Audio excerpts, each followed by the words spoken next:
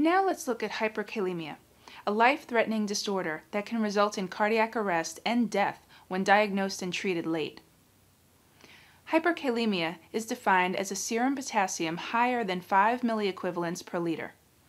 Potassium is the primary intracellular cation or positively charged ion, and it is necessary for the maintenance of cell metabolism and cell survival. It exists in small concentrations outside the cell, which accounts for its narrow normal serum range, 3.5 to 5 milliequivalents per liter. Potassium is vital for the normal transmission of impulses in smooth, skeletal, and cardiac muscle.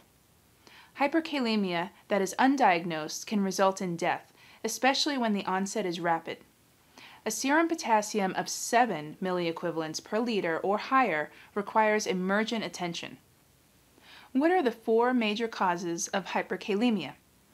The most common cause is decreased renal excretion of potassium due to renal failure. The kidney is the primary organ of potassium regulation in the body, and it is vital for the maintenance of normal serum potassium levels. Aldosterone is a hormone that is secreted by the adrenal cortex. Adrenal insufficiency in Addison's disease results in decreased cortisol and aldosterone secretion and potassium retention.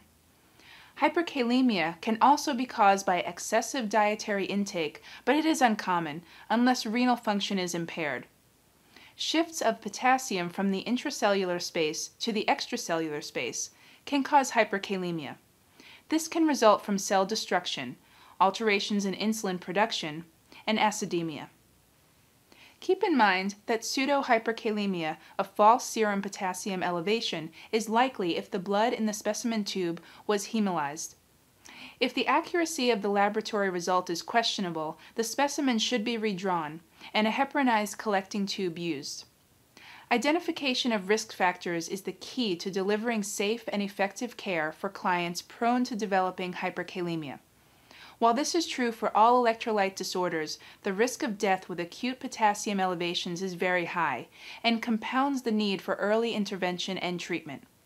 The most common risk factors are impaired renal function, causing decreased renal excretion of potassium, cell destruction, the liberation of potassium from inside the cell as a result of burns, surgery, or trauma, rhabdomyolysis, heat stroke, seizures, acute excessive exertion, hemolysis from blood transfusion reactions, sickle cell anemia and crisis, metabolic acidosis, when potassium shifts out of the cell, insulin deficiencies because they block the entry of potassium into the cell, type 1 and type 2 diabetes, drugs that block renal excretion of potassium, such as the potassium-sparing diuretics like spironolactone, trade name aldactone, ACE inhibitors, angiotensin II inhibitors, tetracycline, NSAIDs, cyclosporine, and heparin.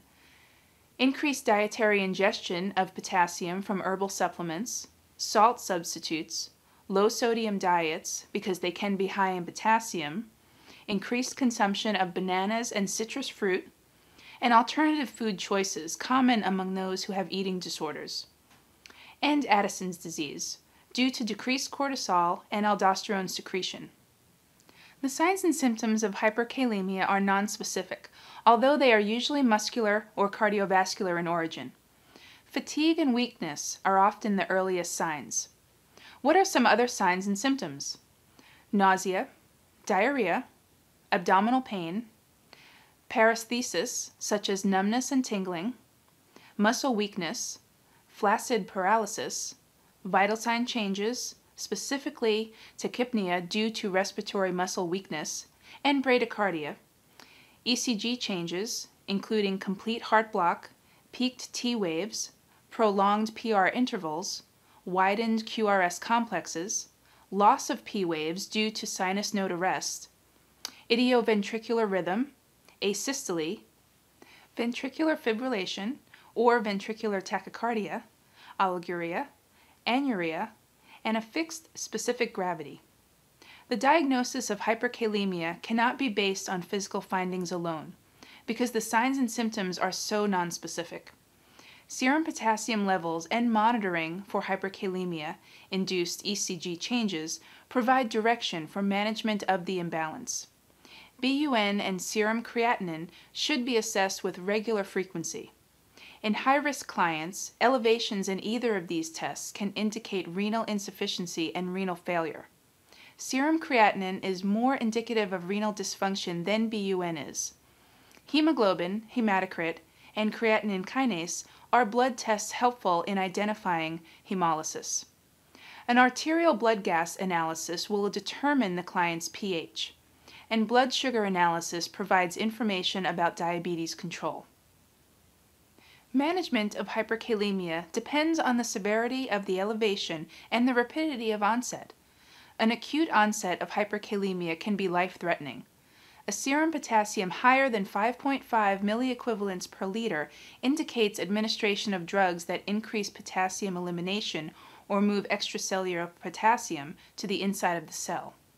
It might also be necessary to protect the cardiovascular system while hyperkalemia is being corrected. Evaluate the client's response to treatment by observing for increased muscle strength, an improving ECG, and a dropping serum potassium.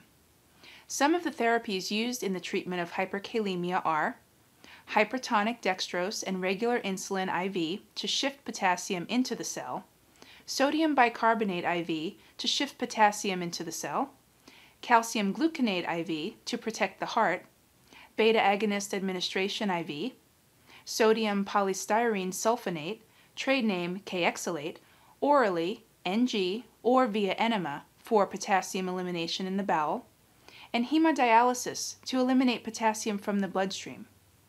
You can help prevent hyperkalemia by identifying high-risk clients and detecting signs and symptoms early.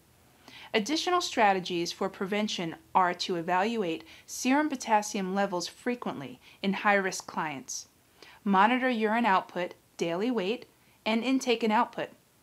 Observe the ECG for changes indicating a rising potassium.